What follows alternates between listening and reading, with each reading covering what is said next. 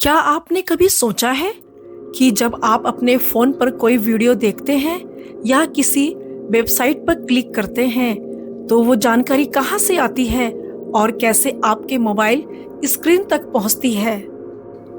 सिर्फ कुछ सेकंड में अमेरिका, यूरोप या किसी और देश में मौजूद सर्वर से डाटा सीधा आपके फ़ोन में पहुँच जाता है। लेकिन ये जादू नहीं है, ये विज्ञान है, तकनीक है और इंसान की सबसे बड़ी खोजों में से एक है इंटरनेट। आज हम जानेंगे कि इंटरनेट असल में कैसे चलता है, डेटा दुनिया भर में कैसे ट्रेवल करता है और समुद्र के नीचे क्या छिपा है। इंटरनेट असल में किसी एक मशीन या जगह का नाम नहीं है, यह दुनिया भर में फैला हुआ नेटवर्क ऑफ नेटवर्क्स है, यानी लाखों नेटवर्क्स का एक विशाल जाल। हर कंप्यूटर, मोबाइल, सर्वर, राउटर और सैटेलाइट एक दूसरे से जुड़ा हुआ है और इन सबका एक यूनिक एड्रेस होता है जिसे हम कहते हैं IP address, internet protocol address. जब आप कोई वेबसाइट खोलते हैं जैसे youtube.com या google.com, आपका फ़ोन उस वेबसाइट के सर्वर से कनेक्शन बनाता है और एक रिक्वेस्ट भेजता है। यह रिक्वेस्ट कई राउटर्स, स्विचेस और केबल्स के जरिए यात्रा करती हुई उस सर्वर तक पहुंचती है और वहां से जवाब लौटकर आपके डिवाइस पर आता है।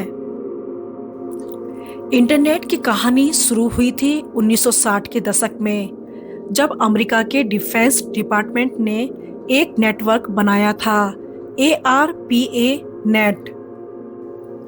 इसका उद्देश्य था कि अगर किसी शहर की संचार व्यवस्था युद्ध में नष्ट हो जाए तो डेटा बाकी नेटवर्क से फिर भी भेजा जा सके। धीरे धीरे इसमें विश्वविद्यालय, संस्थानों और देशों की भागीदारी बढ़ती गई। 1980 के दशक में ईमेल और TCP/IP प्रोटोकॉल आने से इंटरनेट तेजी से फैलने लगा और 1991 में जब वर्ल्ड वाइड वेब आया तब इंटरनेट आम लोगों तक पहुंचा। आज इंटरनेट हमारे जीवन का अभिन्न हिस्सा बन चुका है। शिक्षा, मनोरंजन, व्यापार, बैंकिंग, सब कुछ इंटरनेट पर निर्भर है। अब सवाल उठता है, जब भारत में बैठा इंसान अमेरिका की वेबसाइट खोलता है तो डेटा वहां से कैसे आता है? इसका जवाब है under sea fibre optic cables. ये केबल्स समुद्र के नीचे हजारों किलोमीटर लंबी होती है और देशों को जोड़ती है। दुनिया में आज करीब 500 से अधिक सबमरीन केबल्स हैं जो लगभग 13 लाख किलोमीटर लंबाई में फैली है। इनके अंदर बेहद पतले ग्लास फाइबर होते हैं जिनसे डेटा लाइट सिग्नल्स के रूप में यात्रा करता है। यानी जब आप कोई वीडियो देखते हैं तो वह असल में समुद्र के नीचे से रोशनी की गति से यात्रा करता है जो लगभग 3 लाख किलोमीटर प्रति सेकंड है।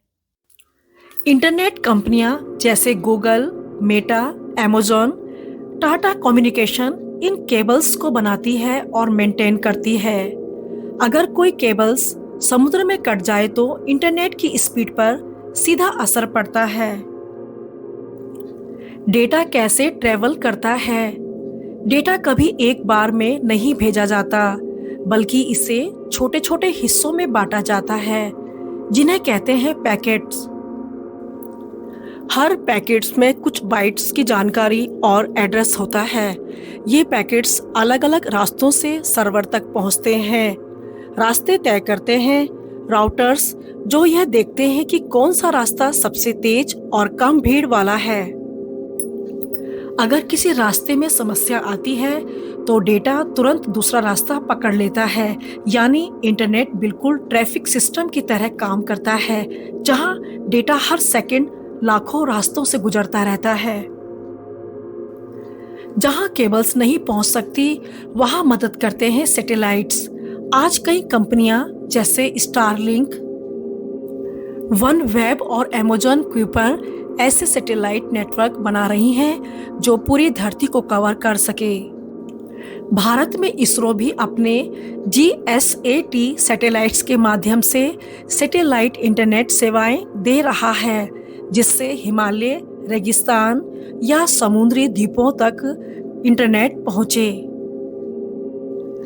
जो भी डेटा आप इस्तेमाल करते हैं वो किसी न किसी डाटा सेंटर में स्टोर होता है। गूगल, माइक्रोसॉफ्ट, मेटा और अमेज़न जैसी कंपनियों के पास दुनिया भर में हजारों डाटा सेंटर्स हैं।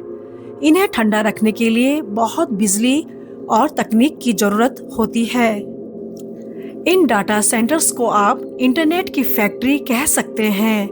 यहीं से हर वेबसाइट, वीडियो और फाइल दुनिया भर में भेजी जाती हैं। जब आप www.youtube.com टाइप करते हैं, आपका कंप्यूटर असल में उस नाम को IP एड्रेस में बदलता है, जिसे कहते हैं DNS। DNS इंटरनेट की फ़ोन बुक की तरह काम करता है। यह बताता है कि कौन सी वेबसाइट किस सर्वर पर है। बिना DNS के हमें हर वेबसाइट का नंबर याद रखना पड़ता। Future of internet. अब इंटरनेट का भविष्य और भी रोमांचक होने वाला है। 5G और 6G नेटवर्क्स, AI आधारित राउटिंग और क्वांटम इंटरनेट जैसी तकनीक आने वाली है, जो डेटा को और तेज, सुरक्षित और समझदार बनाएगी। तो अगली बार जब आप कोई YouTube वीडियो देखें तो याद रखिए वो डेटा आपके पास समुद्र, सैटेलाइट्स और हजारों डिवाइसेस से गुजरकर आता है। इंटरनेट ने हमें जोड़ा है, हमारी दुनिया को सच में एक ग्लोबल गांव बना दिया है। इंटरनेट सिर्फ तकनीक नहीं, ये मानवता की एकता की पहचान है।